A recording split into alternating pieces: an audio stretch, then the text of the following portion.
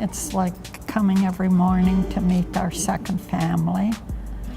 People have talked about the importance of passing on the faith to the younger generations.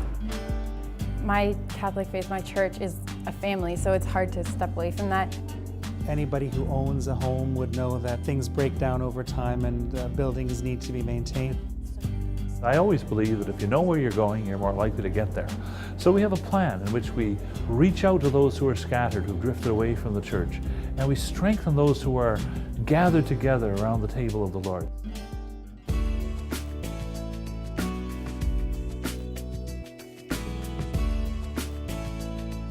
This is an exciting campaign, I think, because first of all, we're finding ways in which we can encourage young people in their love of our Lord in all our different parishes. The sisters in St. Augustine Parish run different programs. One of the most popular is the after-school program. It is fantastic that this Family of Faith campaign is going to put that money back into the parishes to hire a youth minister, a young adult minister, to get these ministries off the ground at the local level.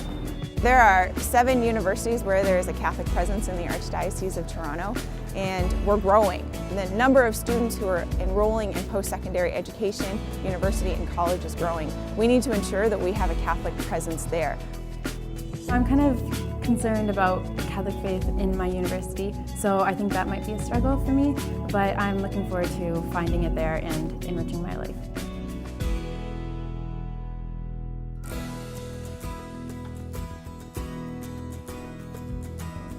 There'll be some energy and financial resources put into the lay ministry programs. We hear a lot from our people that they'd like some sort of ongoing formation in parishes. I look after all the religious education from our CIA or any adult education, all the sacramental preparation. Very few parishes actually have a lay person employed full-time, particularly a lay person who's theologically trained and is a professional. The Lay Pastoral Visitors Training Program prepares our parish volunteers to provide pastoral visits and bring Holy Communion to the sick and the shut-ins of our parish communities.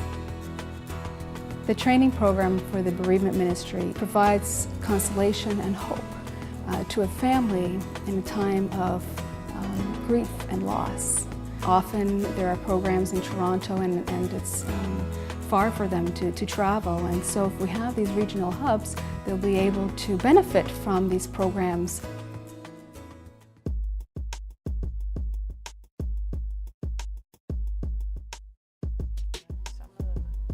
We are going to help people present our message of faith and the message of the gospel in this world by training people to be able to do that in public. It's very important for the church to have a voice in the public square, as they say, because we have a lot to contribute in these areas. These end-of-life issues and euthanasia, they are not going to go away. I think more and more new technology will probably present us with some different questions. We're looking to set up 10 communication hubs around the Archdiocese of Toronto. Geographically, our diocese is very large, and we're hoping that this is going to bring us together as a family of faith. There may be a faith formation class that's happening in Penetanguishene, in Oshawa, in downtown Toronto. We can connect people with a video link and allow them to share information. Today, maybe even those who go to church, they may not pick up a bulletin, or they may pick up a bulletin and lose it on the way home. But everyone will spend some time in front of the computer. And so when each parish is able to provide some kind of a website, then I think it's the best way of entering the homes.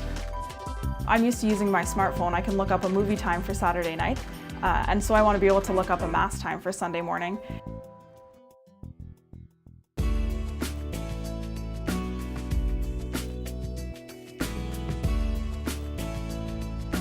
So our main project is our new parking lot. We have a small school demolished last year, so it gives us some land.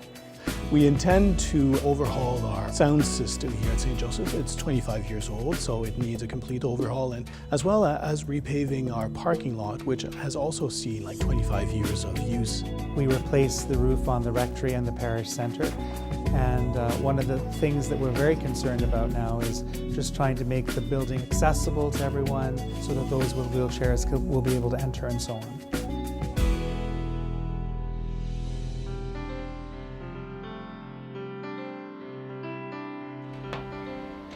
Each one of us has our home parish, but St. Michael's Cathedral is the parish church for every one of us in our whole family of 2 million Catholics in this area.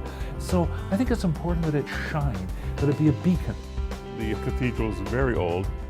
The tower has been completely rebuilt from the top to the bottom, whole front facade cleaned and washed. We are dignifying our crypt area, putting in new washrooms for the people, a little amphitheater for school groups who come for tours. About 3,000 families come here. We have the same concerns and needs as any other parish across the Archdiocese.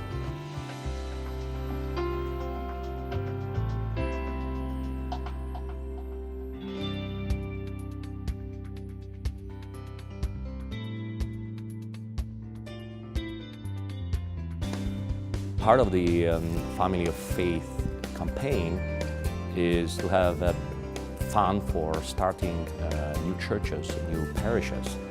We have been building one church every year. That's a great sign, that's a great witness to our society of the growth and of our faith and people who are committed to Jesus when they come together. It will be somewhere between 11 and $14 million, so that's expensive. And for new parishes, it's not easy to get that money and build a new church.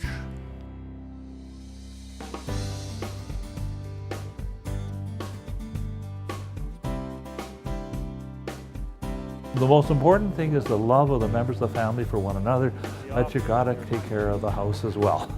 There are parishes that have extraordinary needs, if especially a community that is not able to respond fully to its needs, they will receive the support from the Family of Faith. We're all joined together by the fact that we're all part of this family of faith, the Roman Catholic Archdiocese of Toronto. In the very earliest days, St. Paul wrote to the people of the community in Galatia, and he said, "So then, whenever we have an opportunity, let us work for the good of all, and especially for those of the family of faith." These words, they speak to us today as well. You know, when you look at the spiritual aspect and the blessings that all of us have had, it just calls us to be thoughtful, to be understanding of the needs of others. And when we address the needs of others, there's always a financial component to it. And it's now time for us to step up to the plate. We need to be Christians who aren't just simply there kind of on autopilot or kind of passively, but people who are really engaged. And we do that by the gifts of ourselves, of our time, also financially, and in the way in which we commit ourselves passionately and directly to the mission of the gospel. We need to ensure that the family of faith that we are building today is here 50, 100 years down the road for the generations to come. We all belong to one family, and together we're responsible for the welfare of that family. And this campaign helps us to make sure that we have the tools necessary for our family to continue to thrive in the future. Oh, we loved it every minute of it. It's been very good to us, the church.